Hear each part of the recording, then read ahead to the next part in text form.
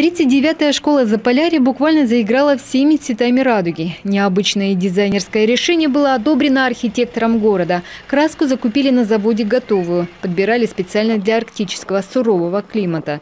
Яркий облик образовательного учреждения уже оценили родители учеников, да и жители ближайших домов. Впрочем, покраска фасада – это только часть ремонтных работ. В здании обновили ввод горячего-холодного водоснабжения, на что было потрачено 510 тысяч. А сегодня меняют окна.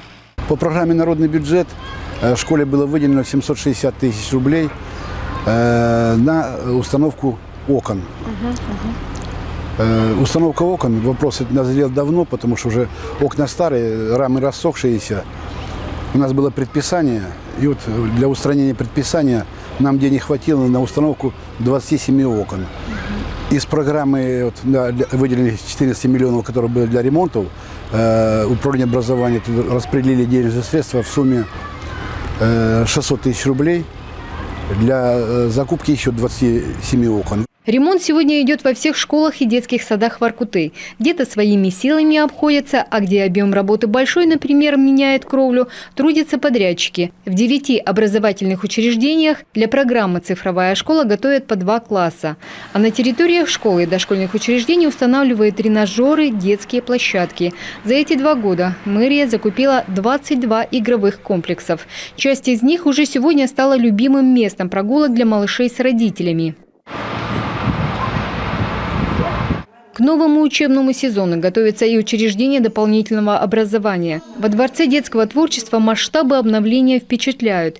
И это впервые за 53 года. Только на стройматериалы было выделено порядка 900 тысяч рублей. Здесь уже закончены работы в левом крыле здания. Отремонтированы стены, заменены дверные блоки. В правом крыле привели в порядок санитарно-гигиенические комнаты, туалеты, душевые, раздевалки. Сегодня также ведется реконструкция входной группы дворца. Еще один очень важный объект подходит к завершению. Это ремонт напольного покрытия в колонном зале дворца.